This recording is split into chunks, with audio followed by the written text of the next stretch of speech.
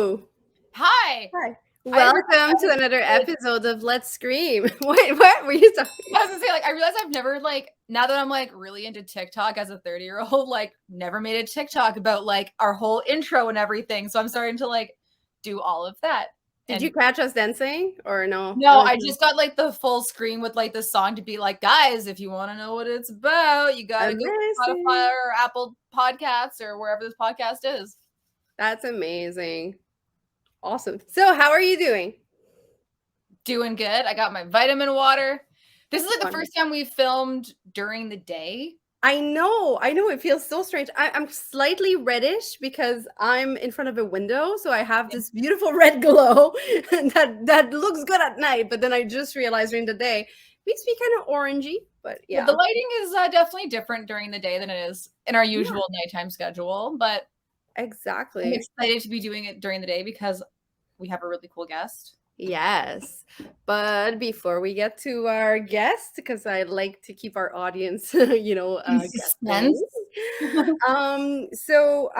have you watched or seen anything cool recently? So normally I talk about what horror movies I've seen lately, but I haven't really seen any horror movies because we also just recorded 2 days ago as well. Yeah. But I watched a real life horror documentary that just got put on Crave, and it's called Phoenix Rising, and it's the Evan Rachel Wood story about her getting the laws changed to extend the statute of limitations against domestic abuse survivors, and fucking calling out Marilyn Manson and showing the receipts, and that dude can fuck off into the ocean. He should be behind bars for what he did. Yeah. Well, yeah. I haven't watched it, but I've been following the whole thing, and 100%. I'm 100% with you on this, and I think it's really important to have these type of documentaries and for these type of stories to have a place in the public discussion, because yes, it's one thing to we all enjoy horror and horrific story and fiction and within entertainment. But it's always good to remember that these things happen to people in real life, and it's one thing to enjoy it as an entertainment, but then it's always good to remember that, what these things really are about and what really they represent. And I think it's also good to point out that status and power and money and fame do not make you you can still have these situations happen to you despite having everything in your favor.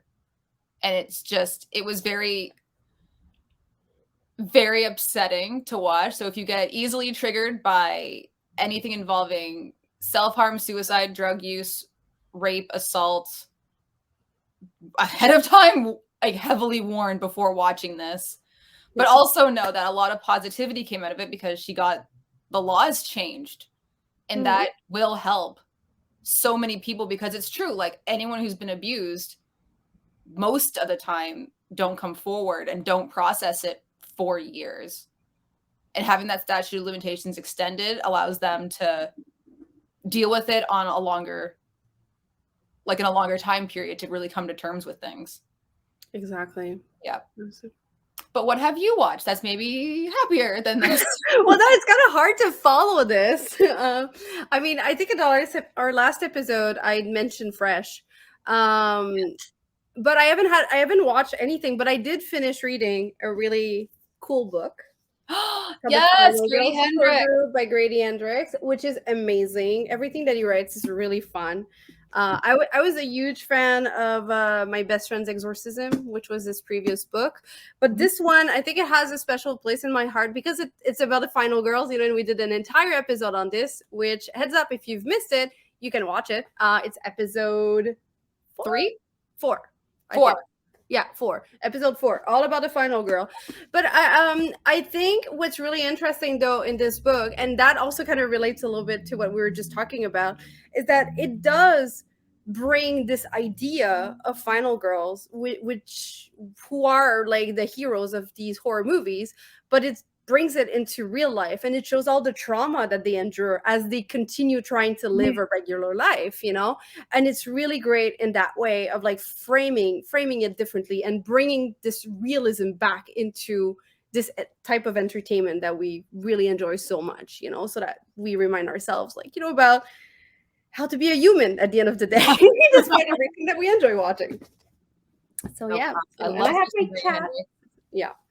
So that was my recommendation for this time. And if I may make a very little a special little plug, I know you're not going to do it yourself, so I'm going to do it for you. So my lovely co-host Allie is making these really cute little jewelries. Like these are little Ouija planchette earrings. And I got this, which is a little necklace. It's like a bleeding rib cage. I'm gonna try to show the details. Okay, it's like so clear and like I love it because I mean I love the color scheme because it's so clear and pale, and it's so different from like the super like gaudy stuff that I usually wear. And it's like fun and playful, but then I realized it's really hard to show on camera. But people, if you want to see, oh my god, you even have the link. Oh my god, I love you. I'm plugging you a little bit, so go check out her stuff. It's really fun. Yeah, so yeah, there you go. This is my little plug for your work, you know. So that's it. So well, we have, as you mentioned earlier, we have a special guest this I was going to say this week, I guess, this for this show. Yeah, this week. This week. Who's a very dear friend of mine. She's a wonderful multi-talented filmmaker and author. And she's also a film reviewer, and she used to work as a programmer as well. So she's like, you know, really multi-talented. It's hard to keep track of everything that she's done. You know, so I am obviously talking about the inimitable Izzy Lee. And we will start by showing you a little teaser of her new short film that is currently making waves on the festival circuit. So here we go. It's time for today's lesson. Yay, what is it? How to make it look like an accident.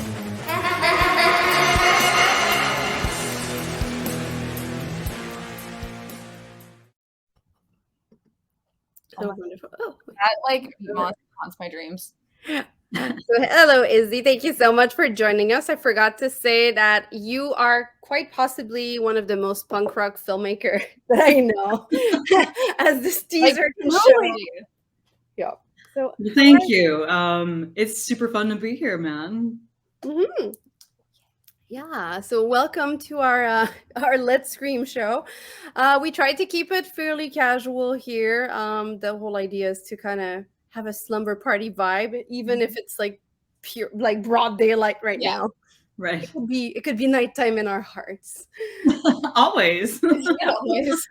So what did I forget? Did I get it right? Did I forget any other wonderful thing that you've done? So I don't know if you can see it now. You can't probably see this. No.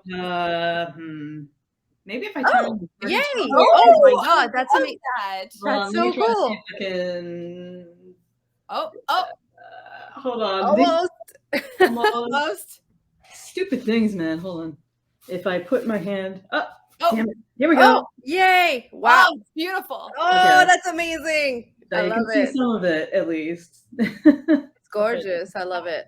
Is that something you've always done, or is it like a new project that you started post-pandemic or post? I've been an artist, a visual artist, since I was old enough to, you know, pick up crayons, and a writer and an actor. But I will put one, you know, modality down in favor of another to work on that. Sometimes though, like I'll work on a couple of paintings at a time and then put them down and go work on, say, like a script or whatever, or a short. Mm-hmm. It depends how I feel. Cool. Yeah, wherever your mood takes you. Yeah. Okay. So, but right now, I guess your main. Do you feel like you think of yourself first and foremost as a filmmaker right now, or that's your main your main medium? It's wonderful. The hardest and most fulfilling. But you're extremely prolific, because I think you've like, I think Did you do one short per year at least steadily? Because it's I have a feeling that you've been doing like one short per year ever since you started, which is amazing. Which is insane, yeah. That's great. That's amazing. What's your secret? Oh, just I'm fueled by anger. I mean, you aren't. Yeah. Right. Yeah, it's absolute anger and an impulsion, like an impulse to create. Like I can't not, you know. Yeah. Yeah. I can definitely relate to that. So your work has a, well, I mean, as you said, there's lots of like, rage. It has a very, but you have a very unique style that has a very like in your face, unapologetic, like, punk rock sensibilities to it. I'm saying punk rock, especially for Meat Friend, your recent short.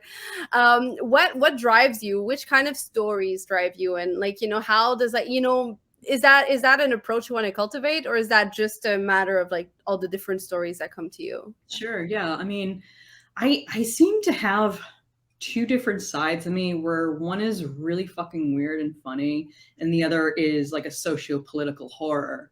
And then sometimes there's a Venn diagram where they meet, in either in terms of like subtext or, comedic tension within a horror environment. But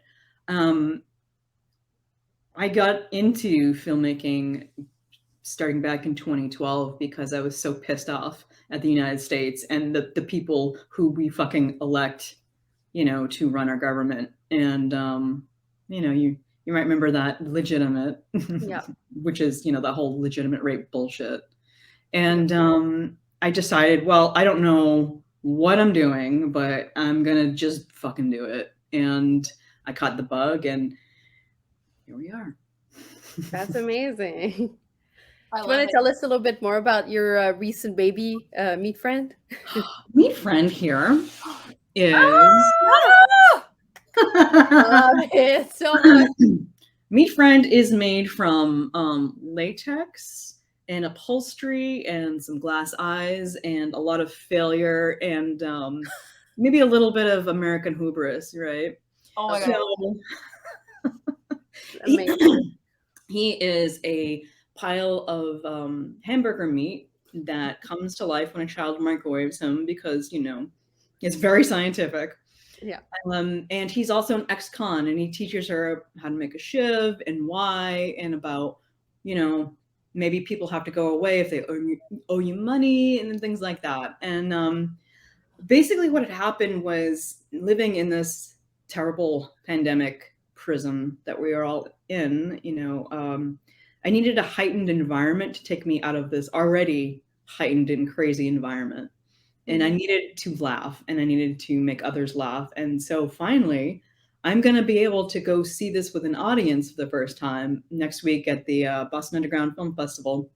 Yes. Congratulations. That's awesome. Thank you.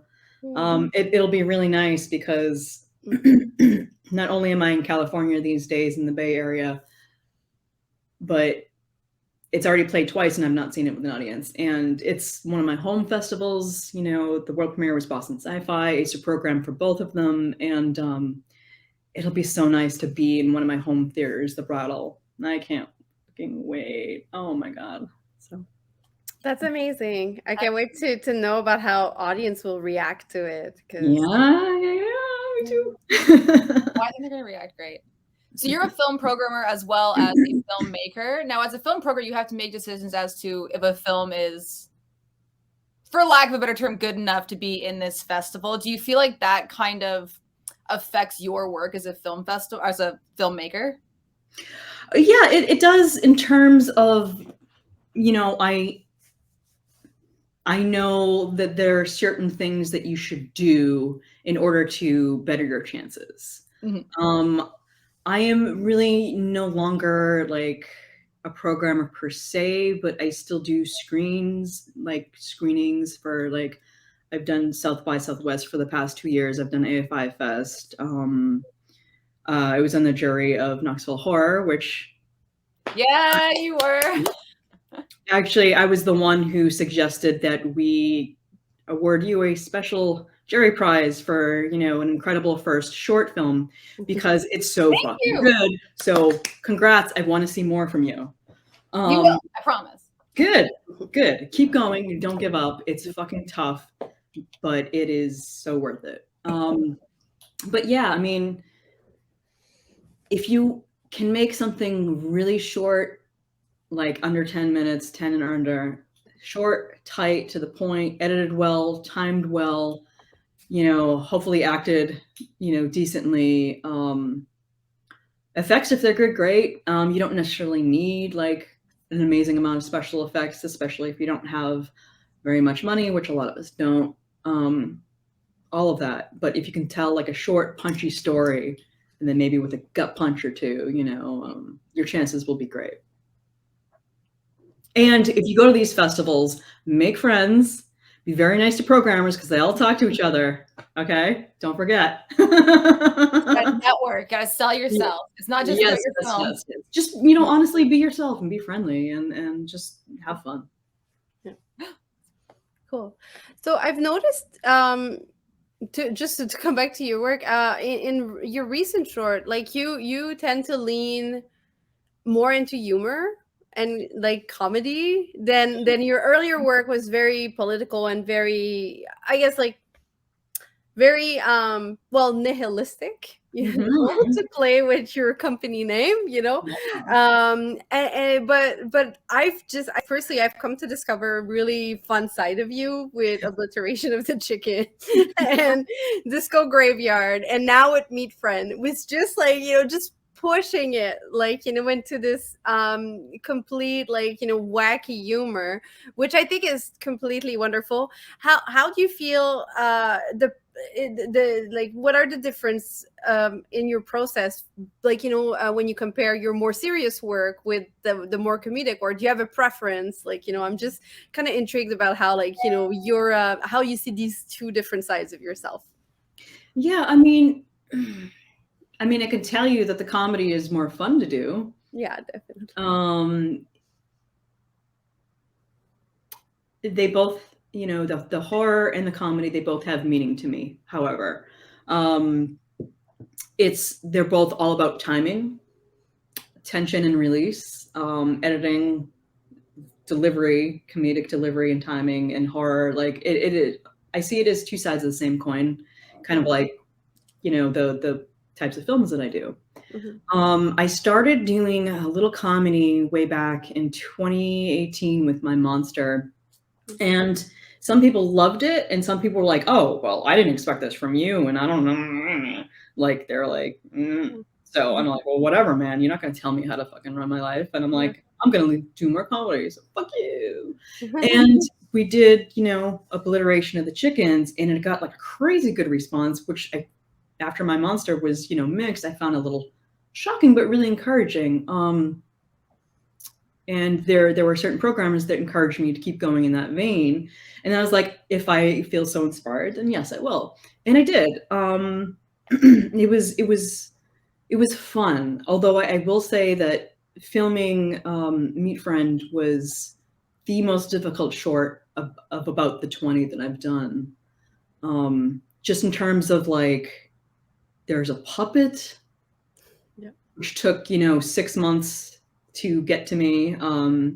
There was a child star, and I've worked with kids several times before, but never in the lead role. And so that was an interesting challenge. We shot in, you know, 102-degree heat in Burbank in August. Oh my God. Yeah, and then we were also near the airport, and so there were a lot of noise delays, and it's also during the pandemic because I don't hate myself enough. So I gave myself all of these challenges. And you conquered them. Yes. Enchanté. So when inspiration strikes, you got to hit, you know, while it's there, you know. So, you know, if you don't let what is bubbling up inside of you creative wise to come out, then you're going to be a really frustrated artist, and you're probably not going to be fun to be around. And, you know, I've been that way, and I've seen it in others, and it sucks. So do what makes you happy. That said, the feature scripts that I'm developing and trying to make into a full-fledged feature movie are full-blown horror. Because at my core, that is what deeply bothers me, is like the whole environment of how we treat each other in this society, particularly in terms of like gender suppression, race suppression, anything where there's a social injustice, and holy fuck, there's a lot of it. So you can see why I'm mad all the fucking time. But for my own health, I am trying to also lighten the fuck up and explore other weird things, which, happen to be really satisfying. And I gotta tell you, man, whether it's a scream or a laugh in a darkened theater with a crowd, like, damn, if that's not the best drug, I don't know what is. It's so, so deeply satisfying to get such great reactions of a crowd. Yeah. So you've made a ton of horror films. You've written about horror. You've helped program horror. How did you get your own personal start or introduction into the horror genre? Like, was it as a kid? Did you read books? Did you watch like sneak movies when your parents were asleep? All of the above. My childhood was a bit of a mess, and I was left alone a lot. And so I amused myself by watching old Vincent Price films and old Hammer horror films, and in particular, An American Werewolf in London, I think was the first movie that I ever saw horror-wise that really scared me and stuck with me. Well, that transformation scene alone is brutal. Like, right? Yeah. Yeah. So you're thinking, I think I'm like 5 years old, maybe 6. It's on HBO. My parents are watching it late one night, and I'm hearing all these sounds. And so with the background, I was already watching like some weird stuff and spooky stuff, I would hear this and I would just like sneak down the hall, my head around the door, watch a little bit, get scared, run back. I'm like, wait, what was it? I want to see more, because it's like a drug. Yeah. And I just kept running back and forth. And that film always stuck with me. And I call it one of the movies that made me, you know what I mean? Yeah. We all have these formative childhood experiences. And that was definitely one of them. And Edgar Allan Poe. I read a lot of fucking Edgar Allan Poe way too young, and it was awesome. Nice.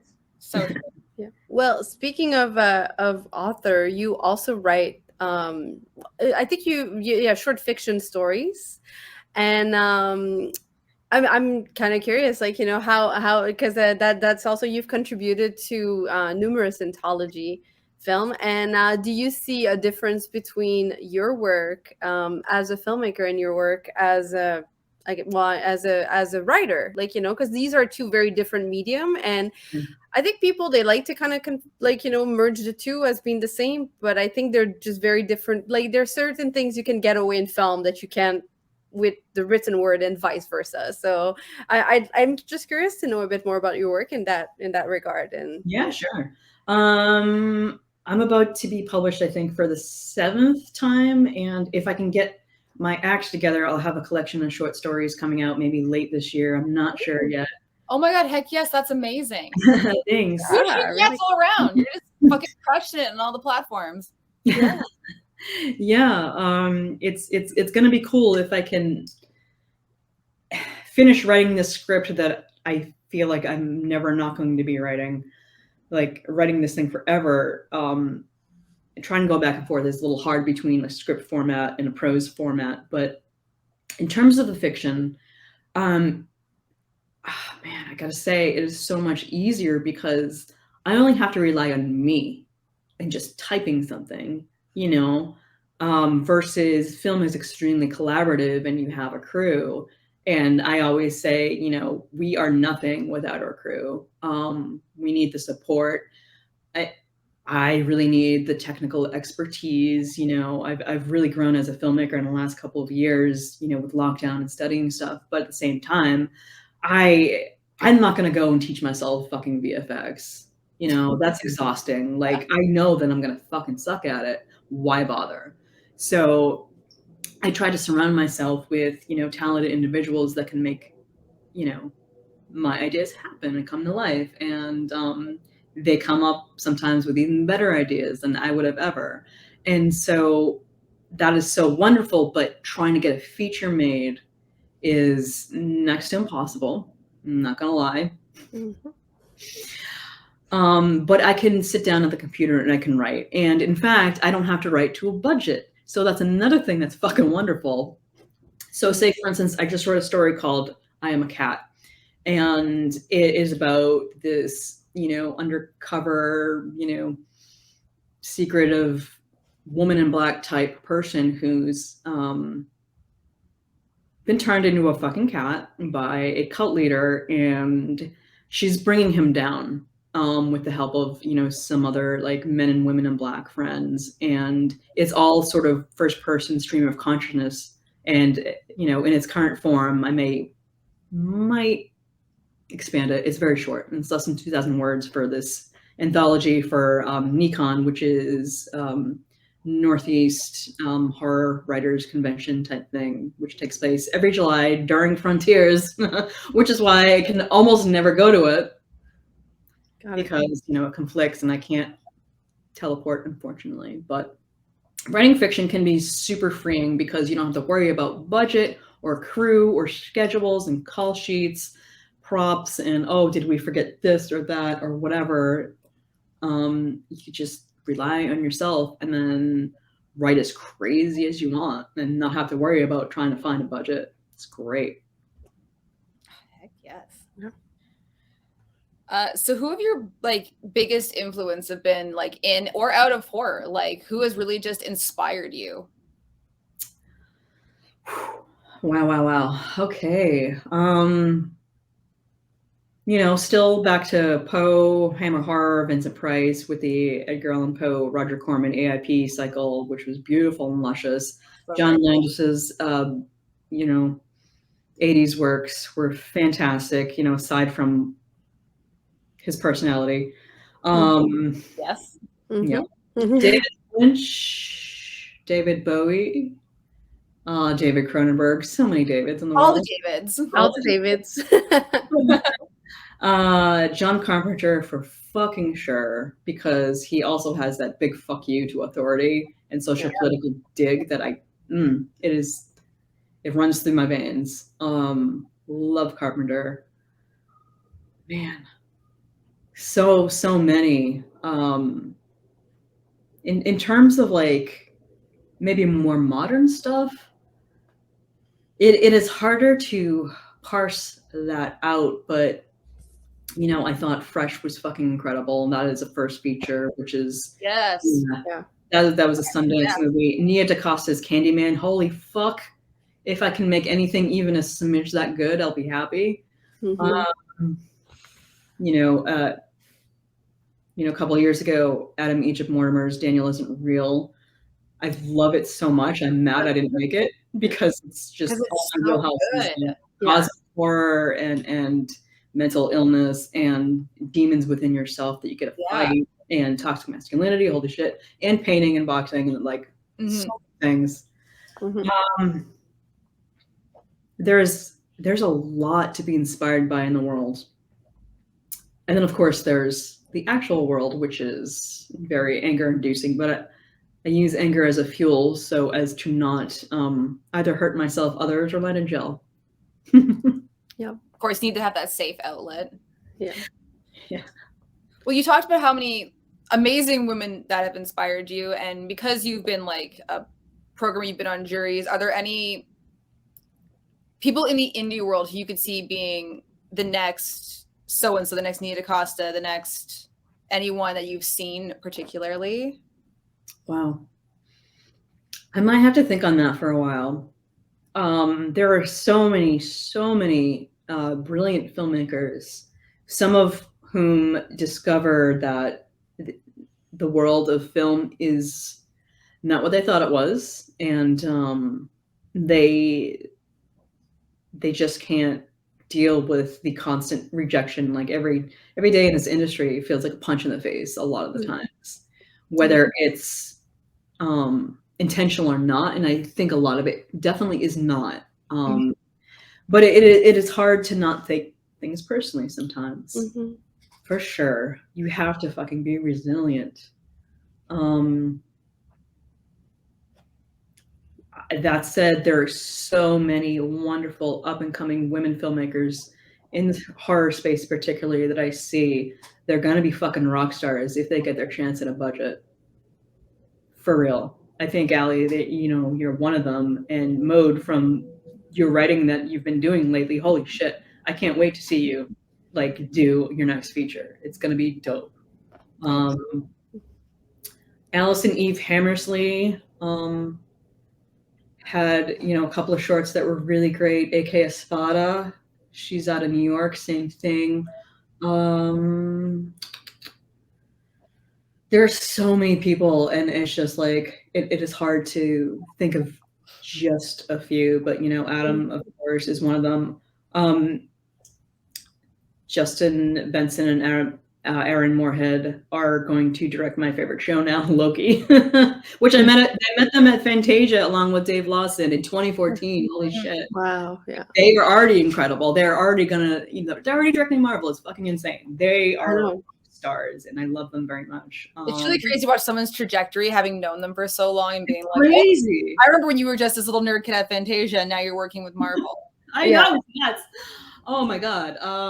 I've been hearing a lot of great things about Ty West's new film X. I know. I'm so excited to see it. I'm like dying that I haven't already gone to a theater. I just saw South by Southwest online. Mariama Diallo, forgive me. Master is very good. There's a new film called Hypochondriac, right out of South by, that's also very good. I'm blanking on the filmmaker's name, and I feel like a jerk.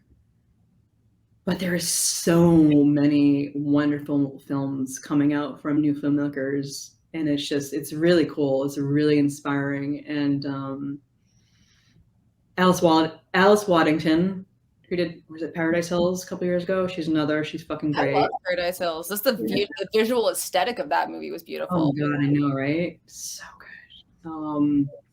Gil Clavin, who did The Wave, really surprised me, and that was the first feature, and that was so fun. And that is more of a trippy, psychedelic, cosmic comedy. It's very good. Nice. So many. Yeah. I hope that's enough. No, I love it. I'm happy that we're recording. Yeah. I can go back and be like, okay, who am I looking out for? You can just like take notes, like listen again and just take all the notes. Yeah, exactly. Because I am bad for like watching like Kayla Janice's new doc where it's like 3 hours. Oh, it's so good, right? Being like, I'll remember all the films I need to revisit, and then being like, oh my God, there was like 200 films mentioned. I don't remember a single one. But thankfully we're recording this and I can go back.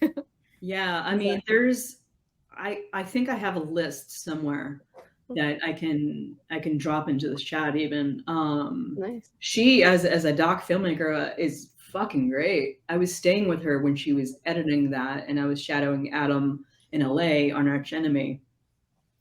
And I wish I could have, seen more into her process, but it was intense. She would be working every single morning and afternoon and night. It was amazing. Oh, she goes hard. She does nothing half-assed. Like her books are incredible.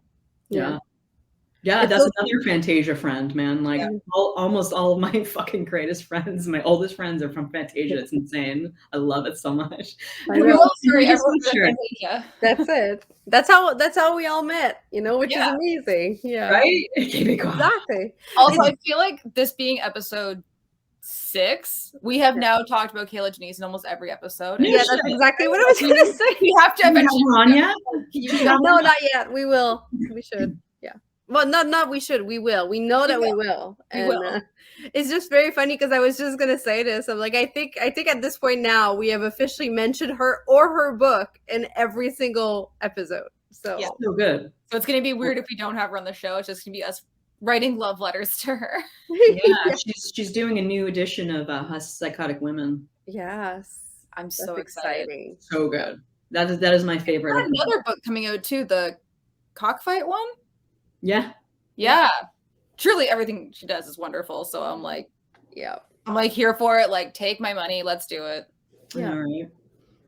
So, speaking of like, because I mean, I know we've talked multiple times about how hard it is to get anything made, and like how hard it is for anyone, and a lot of like the unfair advantages sometimes in this industry with some people So many. getting so many opportunities like handed down to them so easily compared to like other people who struggle for years. What would you say keeps you motivated, or would you have any advice for anyone listening who is at that dire point of being like, oh my god, I'm ready to give up? Like, Well, that's me. Like at least once a year, maybe like yeah, 5 times a year. I don't know. yeah, Only keep doing it if it fuels you and makes you happy. Because if it fucking makes you miserable 24/7, what is the point? You don't want to live like that. Like tortured artists, like it's a nice trope, but it fucking lives. I mean, it fucking sucks to live like that.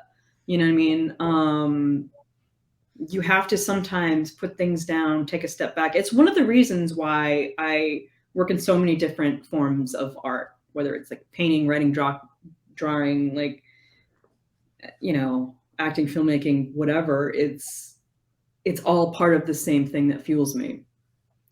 If you don't find that it is, that filmmaking is a thing that feeds your soul, then don't fucking do it, because you're just going to be one of those bitter filmmakers that complains about everything all the time. And I know that we all do that. We all take turns, but because it's human, right? But to live that way it is hard on yourself. It is very unkind on yourself, and I can't recommend it. So unless you can't not do it, don't. Do something else that makes you happier. But use what fuels you. If it's anger, use it. If it is something else, use it. Even if it's fucking spite, stay in the game out of fucking spite. My mug says, leave them at the bottom of the grave that they dug for you. Okay. This is a mug out of spite, and it fuels me because, like I said, punk rock, fuck you. You're going to see what I can do someday, hopefully, if I get a budget. But we'll see. nice. And best of luck to all of you watching this. Yeah. Because it is hard, and it will weigh you the fuck down.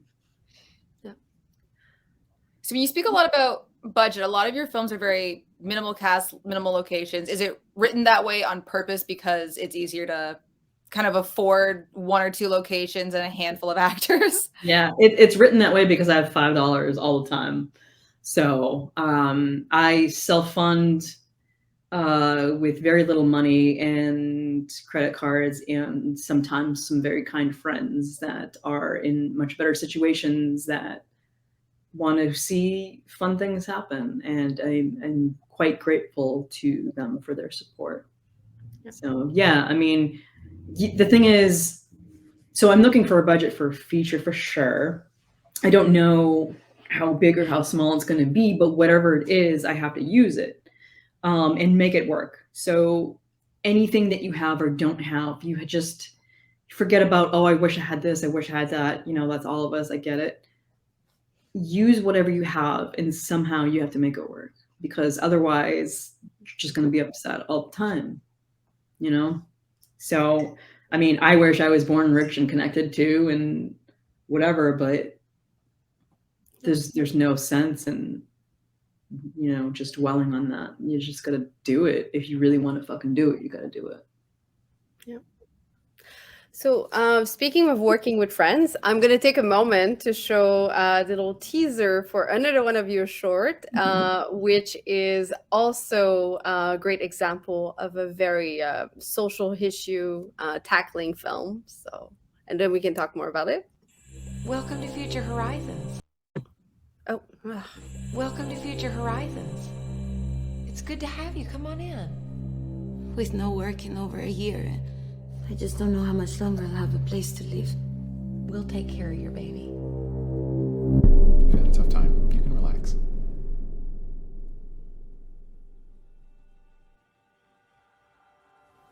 Okay. Pinche bruja.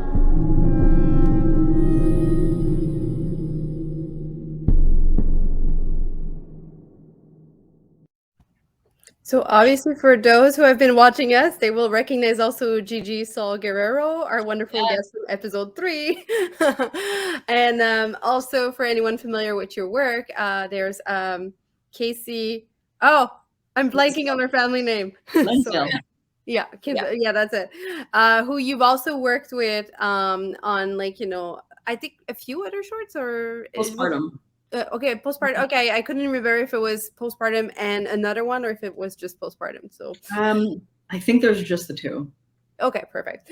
So yeah, I mean, and obviously I'd be curious to you know, for you to talk a little bit more about this project, which deals with a very heavy hitting topic.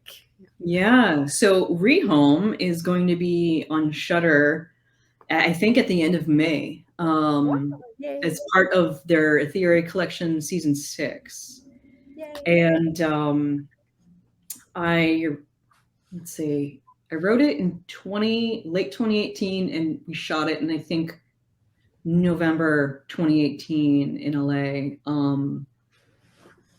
And it, you know, I think, Maude, you were in the audience when it played the Canadian premiere or international premiere at Fantasia. Yeah, right before Gigi's film as well. Right? I know. Shock, which was the perfect pairing. Yeah.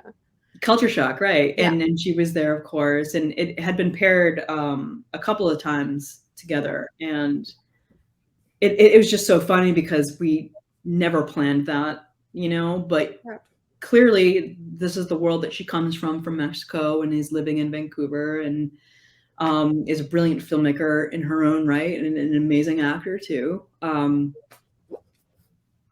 She's doing some great things, and she's also, you know, somebody I can't wait to see explode.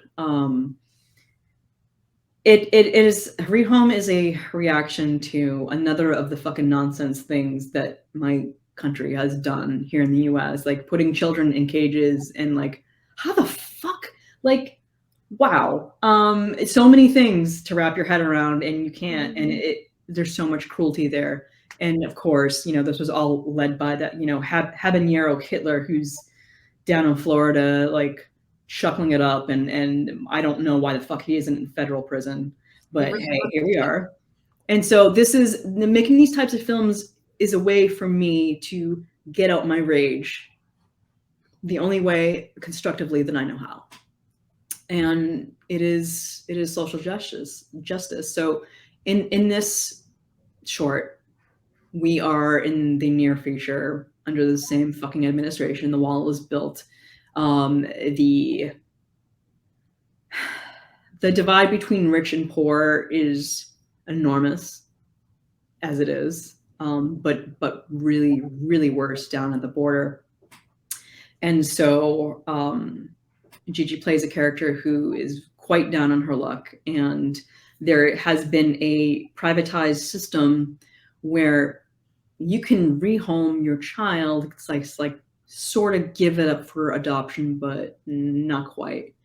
Like here's like this permanent daycare, and we'll keep your child, you know, fed and cleaned and housed and happy for you until you can come back and you're on your feet. And now it seems like a great charitable thing, yeah, except there is a sinister undertone to it where, you know, rich, enterprising, horrible, racist white people are actually not keeping the children so well fed and housed and well. So there's a little bit of surprise there. I don't want to ruin it, but like, you know, go watch it on Shudder when it comes out at the end of May and tell me what you think. Yes, all about ladies on Shudder. And also the Etheria Film Festival is truly amazing, and they're doing such great things for women. Oh my God, Heidi and Stacy are incredible. And Heidi has recently finished this book that she's been working on and off on for, I think, like fucking 15 years about the history of women in horror from its start to through now, I think. Oh my God, that's incredible. Go Heidi. Yeah, Heidi's fucking great. They're all so on the show. She's fucking great. Yeah.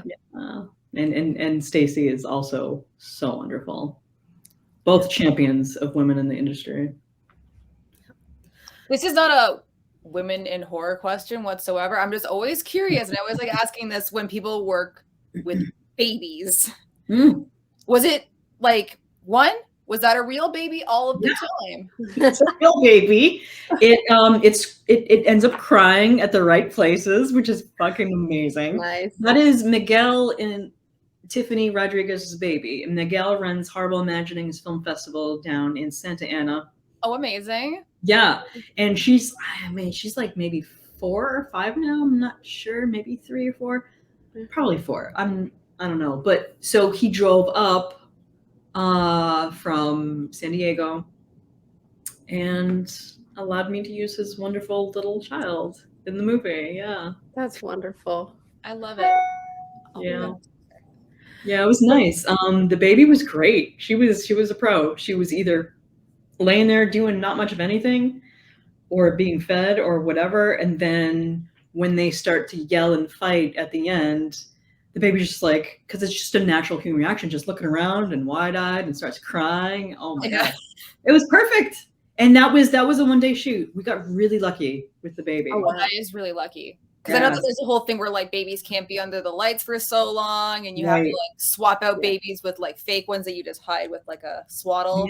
Yeah. Well, the great thing about being a super indie micro budget filmmaker is that we don't abide by union rules, but also we sometimes just get incredibly lucky, and then that's that. Like, I think we were only doing 1 or 2 takes with Scarlett Rodriguez, the baby, at all given times, and then they left.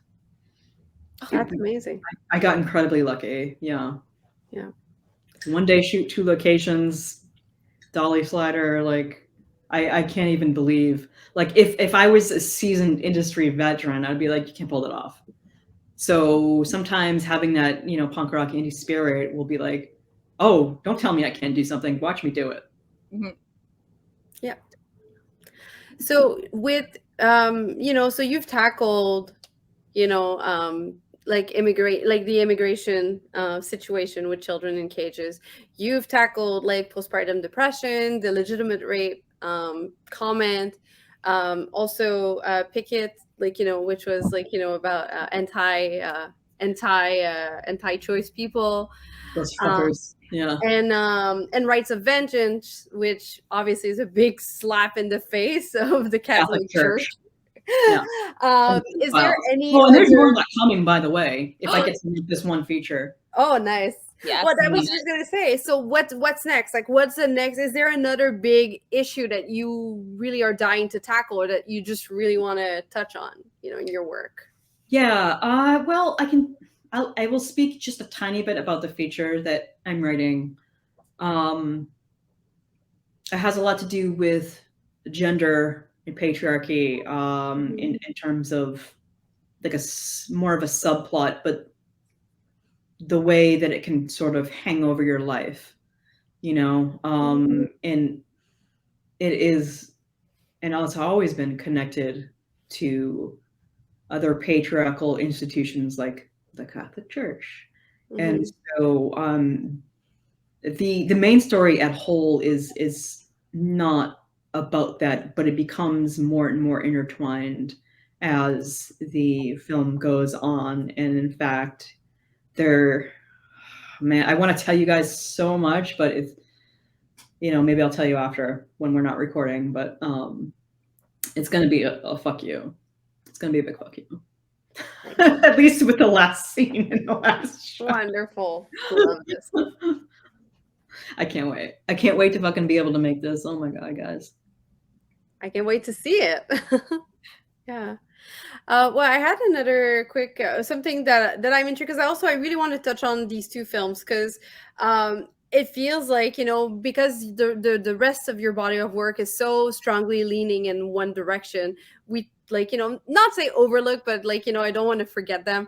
But you got 2 very interesting other films that you've done. One's A Favor, which is a dark comedy, which I thought was really fun, but mostly also Intimate, which is a really great adaptation of Lovecraft. And it's just like it's wonderful. It stars Tristan Risk, and Diana Porter. And I'm just wondering, because it feels like, obviously I've seen all of your film in chronological order when they came out, so everything kind of felt like it makes sense. It's just, but now, like, looking back, it's like your political work resonates so much that, like, I find myself forgetting about these two films, because they're not necessarily different, but they're more like, they don't have that big strong political slant, but I really love them. So I'd like to know more about, like, just like you to talk about them a little bit, and, like, how do you feel they fit within your body of work? Sure, yeah. So having not gone to film school, I've been using these films as hands-on exercises in order to teach myself the physical aspect of filmmaking. And I've had varying results, and not all the films are fucking great. Some of them are meh, but it depends. You know what it is? Like, I really thrive off of a certain type of energy. And it is in both my comedic works and my horror works. Like I said, two sides of the same coin. And A Favor was written by my friend Chris Halleck, who is programming for Boston Underground. And I had read it and I thought it was funny. It's about this guy who is a friend of this woman, and she just, like, oops, I killed someone again. Can you help me clean it up, please? And she sort of uses him that way. Yeah.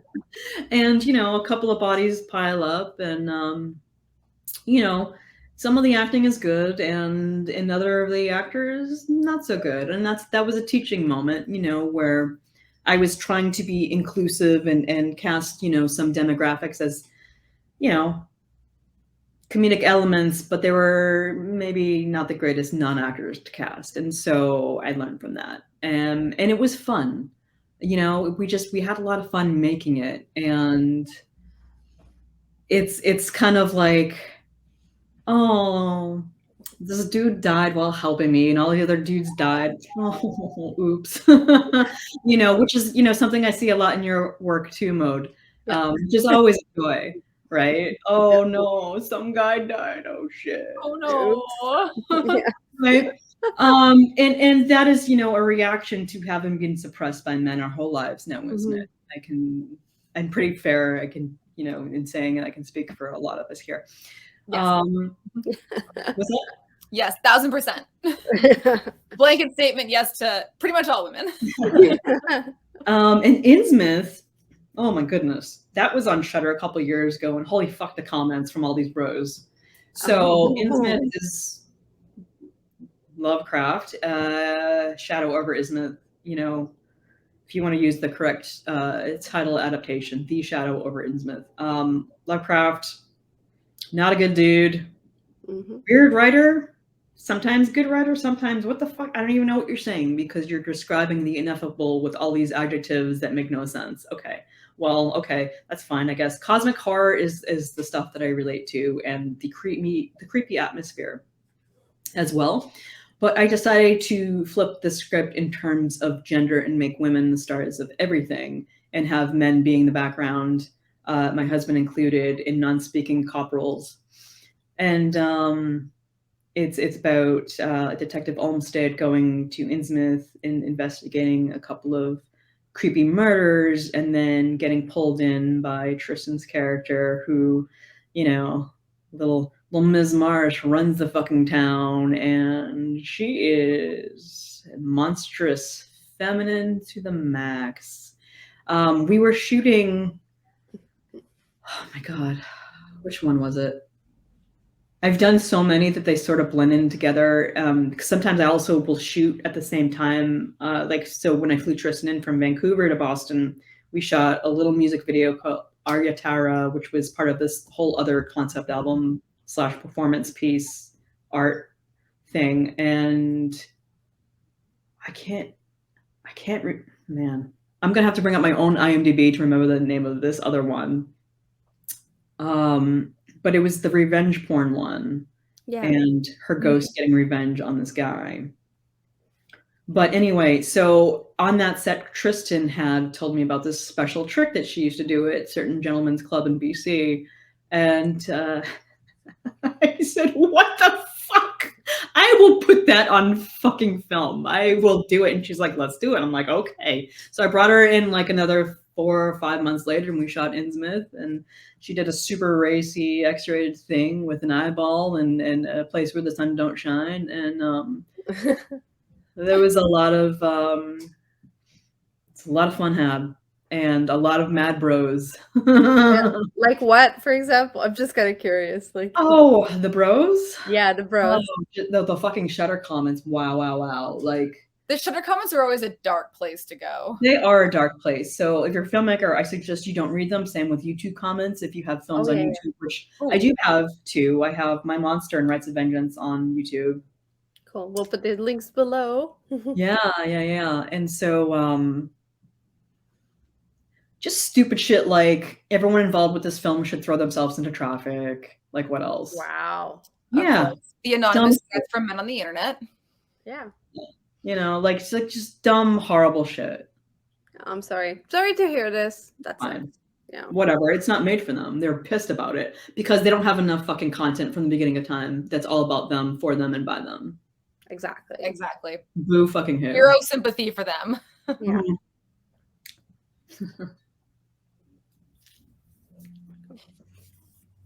You want to do the lightning round? Yeah. I don't know, like, unless Ali, did you have anything else that you wanted? No, we covered all of my questions. Like, yeah, because we both had our list of questions, you know. So that's why people can get on my phone to be like, "Have I talked about all my questions yet?" I'm not like just texting people like, "Ugh, this is boring." Yeah, wonderful. Okay, so let's do the lightning round. All right, I started last time, so you start this time. Okay, fave horror film. Oh my god. Well, so many, but it would have to be John Carpenter's The Thing. Yeah. Oh, such a good choice. So fucking good. It's so fucking good. The dread, the isolation, the paranoia. I mean, it's not like today. Everything is old is new again, right? Yeah, I know. And it is so brilliant. My God, it's just tight storytelling and the special effects. And I hate that the only female part is like an uncredited Jamie Lee Curtis as the voice of the chess computer playing. Yeah. Really? No, it's all about dudes, but it's so fucking good. It's like, I don't know. I love it so much. Favorite subgenre? Damn. I don't know if it's my favorite, but cosmic horror really speaks to me in terms of the existentialism that has haunted me my whole life. I would say maybe a tie between that and gothic horror. Oh, gothic horror. So sensuous and delicious, and we need more of it, man. Like, where's our new Interview with the Vampire, right? I mean, I know they're making a TV show, so hopefully that'll fill the void, but we need more of that. So good. Cool. Fave horror franchise. Interesting question. I'm usually not a fan of franchises because they just go overboard and they ruin everything. Yeah, with In Space, like we were just talking our last episode on 2 days ago. We're just like, oh wait, Amityville in space. Like, is it real? Yeah, it's coming up soon. It's not like once we get to In Space, like, you know, it's done, it's over. You know, so I really love the first 2 Hellraiser movies. Oh, cool. I really love the original Nightmare on Elm Street. Cool. Wes Craven was a fucking master. Oh my God. Truly R.I.P. I know. I met him once. He was really nice. He told me never give up. Nice. Yeah. That's masterful advice. Yeah, that's good advice. Zombies or vampires? Oh, I'm gonna have to say vampires because it fills that gothic itch. The no dark one ever says zombies. 6 out of 6, man. 6 out of 6. No one says zombies. Well, I mean, they're kind of boring at this point, right? They are super boring. I think we're just gonna pop the champagne if somebody says zombies at some point. We're at the end of like the podcast is done. By the way, if you guys have seen Only Lovers Left Alive. Oh, yes. Right? It's one of my favorites. It's so good. I rewatched it for the first time a couple weeks ago, and I It was holds not up. feeling great. It was kind of hungover, and it just filled this dark, gloomy, beautiful, slow burn pace. And my fucking God, Tilda Swinton and Tom Hiddleston, Yeah. delicious. And Yeah. it is a beautiful film about love Yeah. and so many other things, but love, everlasting cosmic love. Oh my God, amazing. Also, shout out to another RIP, but Anton Yelchin. Oh, I know. Oh, yeah. Gone way too soon, and he was so good. His career would have been just Yeah. phenomenal. Oh, to see how he yeah. took off. Totally. Total tragedy. Yeah. Okay. Ghost or slashers? Ghost. All right. I like a creepy ass. I love a creepy atmosphere, man. There's no getting away, from it. I mean, slashers can be really fucking stupid, super misogynistic, but they can also be well done and fun. Yeah. Mhm. So, I mean, I gravitate more towards the supernatural anyway, because I just find it more interesting to me personally. But I also think a lot of those films are much better made. Fair. Cool. Most underrated horror film.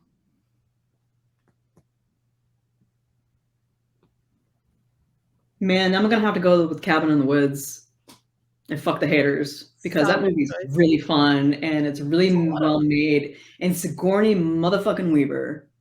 I know. All I have to say, so fun, so fun. Yeah. Horror crush could be a real person, could be a fictional character, whatever. Alive or dead? Man Yeah. or woman? Anything. Horror crush. Fuck, man. I'm gonna have to go. I mean, I don't think Tom Hiddleston in any role is horror, but that it is the same need that is fulfilled as both a vampire and as Loki. And I'm wearing my Loki ring today, by the way, too. Nice. God, that's nice. Sweet. Right? I love it so much. It's a very inspiring character for me, at least with this new TV show. Oh, for sure. Love it. Love it. But, any, brooding vampiric type character, like, the original Interview with the Vampire. Fuck, man. Louis and Lestat, Jesus Christ. Amazing. Yeah. Love that. Favorite snack to eat while watching horror films? Popcorn with a lot of butter and a lot of Trader Joe's elote seasoning. Try it if you can find it. And I don't know if you guys get Trader We don't Joe's. have a Trader Joe's. No, I know. It's so dumb. I love Trader Joe's. Me too. I want to riot. I want Trader Joe's to be in Canada. I was like, oh my God, I need this. Every time I go to the States, I stock up on stuff for Trader Joe's because I'm like, we don't have this in Canada. I'm Yeah, sorry. I always leave half my suitcase open just to shove tons of Trader Joe's Have stuff so much that I stuff can to bring like, back. my snacks for the plane. Oh, that's great. Yeah, totally. But Also, yeah, no one says anything other than popcorn. because it's the fucking greatest. It is so deeply satisfying. Movie food. Right. I know. it's But movie it's I keep thinking at some point maybe somebody will say something different. But hey, you know what? If it's too obvious, we'll just pull it out. That was a try. Yeah. I would also say whiskey, but that's more of a drink than a snack. Yeah. I mean, I would consider it a snack. Yeah. Less calories. Yeah.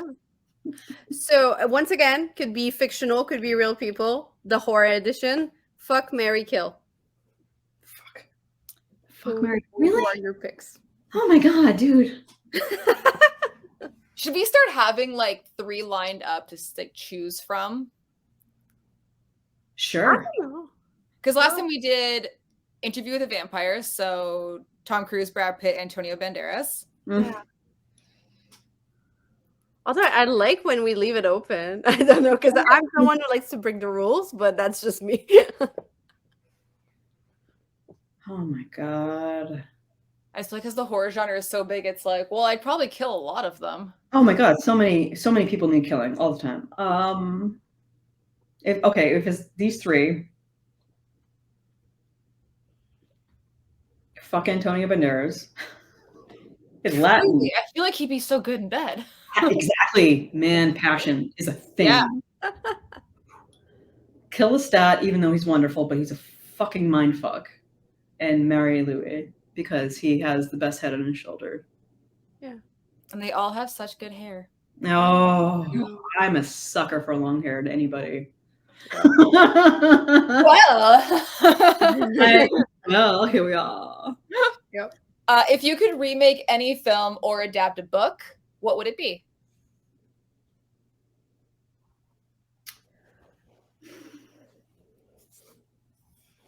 There are a couple of books I would love to adapt.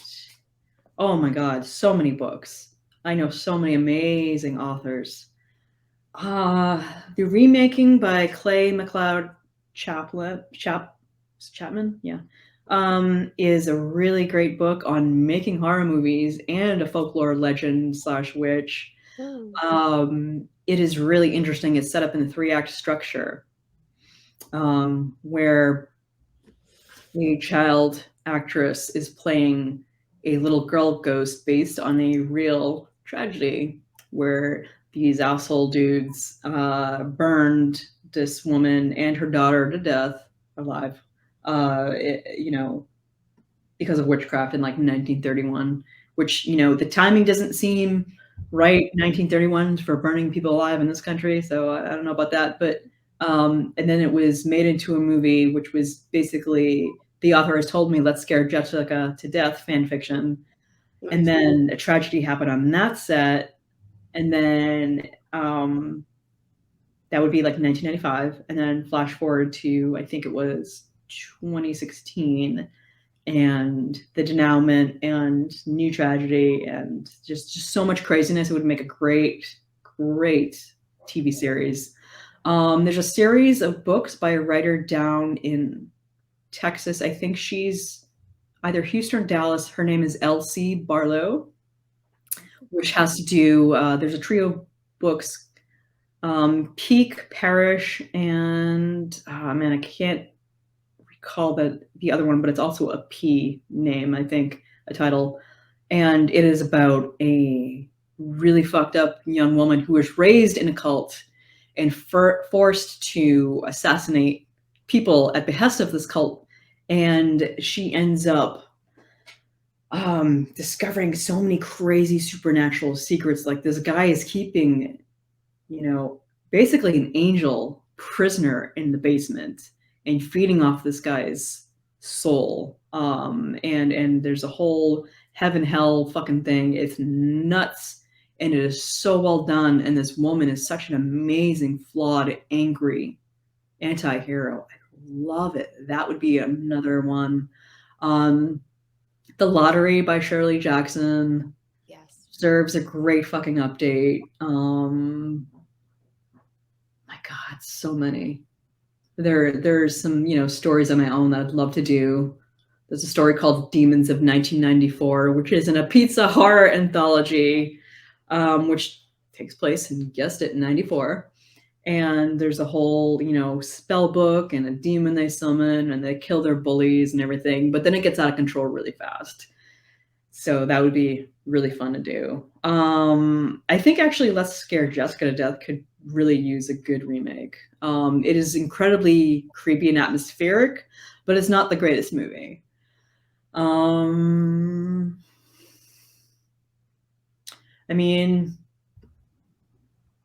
It'd be really nice to make a modern Gothic story too.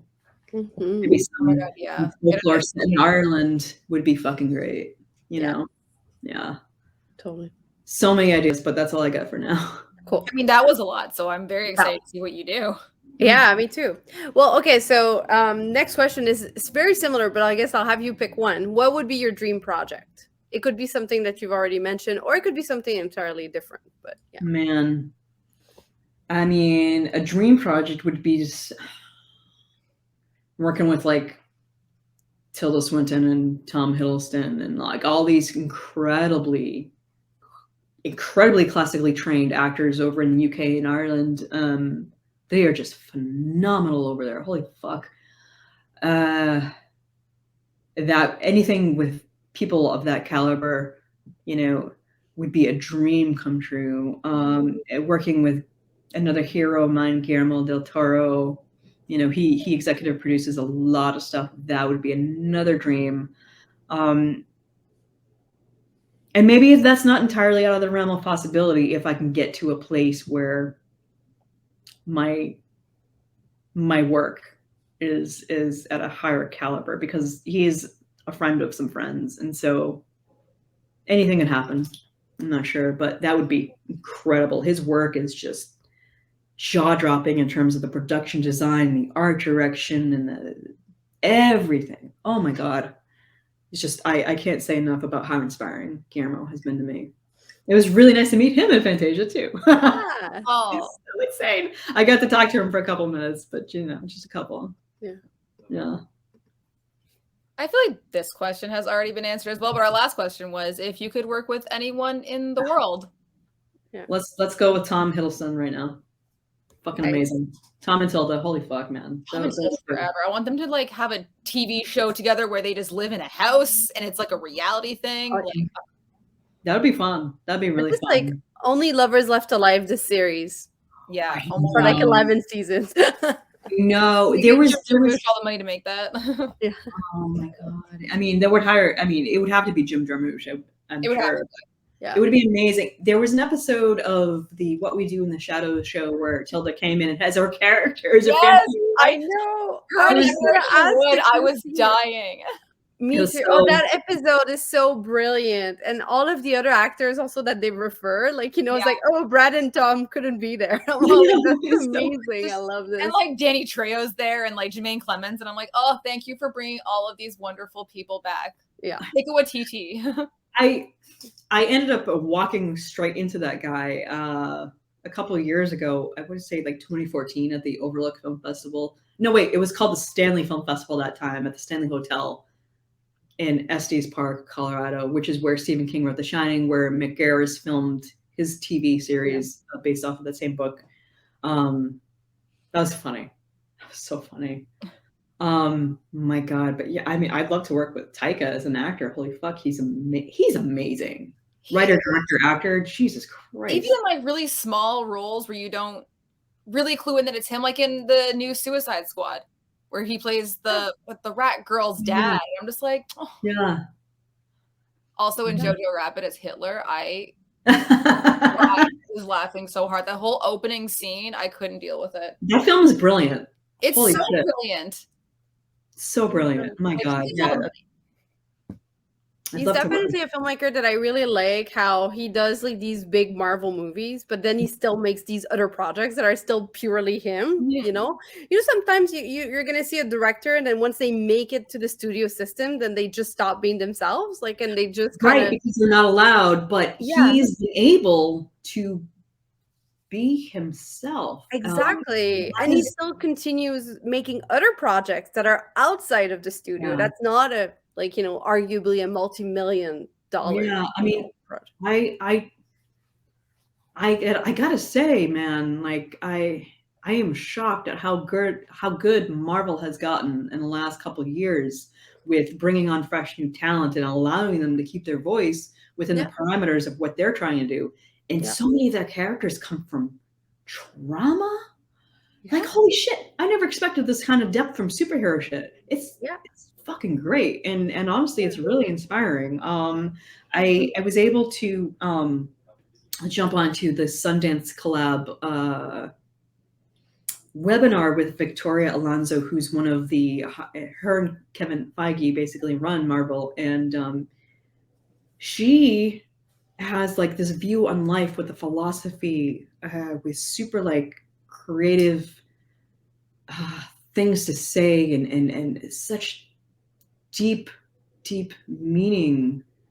Like these like she'll just come out with like something. She'll just say, somebody would have like asked her a question, she'll just be da, da, da, da, and you're like, holy shit, that is so fucking great. She's like on the level of Guillermo del Toro in that sense, where I just find her incredibly inspiring.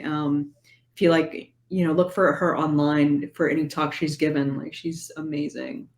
My God, just so good. Another person I love to work with is Mads Mikkelsen, who I've met, who is fucking hilarious. He is hilarious, really smart, really funny. Just a joy. Talented. So fucking talented. Jesus Christ. Anybody, I would love to work with any fucking actor who is kind and open and vulnerable and talented. So yeah, Nice. Yeah. And I guess I mean we are coming to an end because it's already been, oh my god, it's Like an time hour flew 50. by. I was like, oh my god, it's already been an Love hour. But I guess before we leave, where can people see more of your work if they want to see your stuff, find out more about you? Sure. Yeah. I might have some stuff on Vimeo. I think I might open up a couple of things like Disco Graveyard and an Obliteration of the Chickens. I think I might make that public really soon. On the Alter channel on YouTube, you can find My Monster and Rites of Vengeance. And then on Shudder at the end of May, Etheria season part 6 is where ReHome is going to live for a little bit. Wonderful. And I'll put the festival circuit as much as I can this year with Meet Friend. Wonderful. We will be at the Boston Probably- Underground Festival next weekend, March 26th in the Teenage Water Polo Block. And several others which I'm not able to announce yet. So I will be around. Wonderful. So I added the link to your website as well, and all of the links mentioned obviously will all be in the description below the video as well. So or below the podcast for those who just listen to us.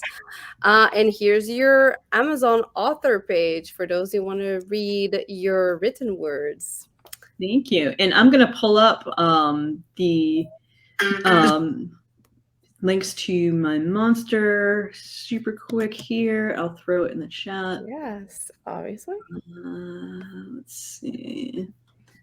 There's one. Wonderful. And then let me get the other one. Here we go for My Monster, which obviously we're going to make them clickable below the video or below the show, because otherwise that's a lot of character to type.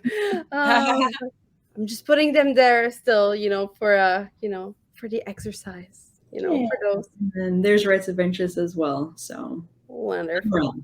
I can be found. There you go. Many places. Wonderful. Well, thank you so much for joining us today and for being, for chatting with us. Anytime. It's so fun, of course. Wonderful afternoon. Yes, it was. Yeah, it was nice to wonderful spend an and lovely. afternoon.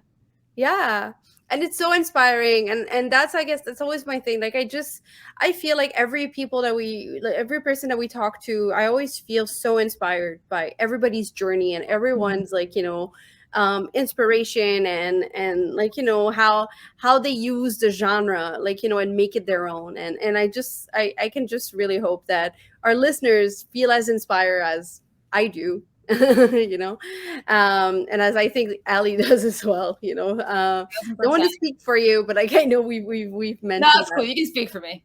Okay, as much as we do. There you go. So yeah, I mean, and obviously everybody else. Again, thank you for tuning in. You see the scrolling link below as usual, because we are part of the Infamous Horror Network. We are only one of many, many shows, and every single one has a different theme. So I invite you all to go check it out.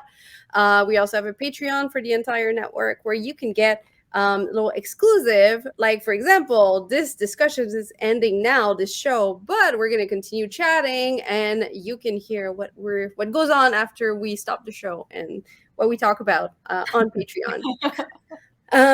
It tends to be a little bit less focused and unfiltered. So if that could be that's your jam, then come to our Patreon. Come listen. And as usual, also we have our Twitter. Feel free to tweet at us. Let us know what you like, what you don't like, who you'd like us to talk to. Hopefully you like everything that we do. But yeah. Anyways, any final word?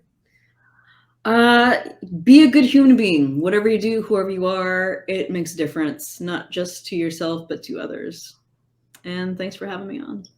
Wonderful. Yay. Thanks for being on. Thank you. It was so fun. Much. Wonderful. So until next time.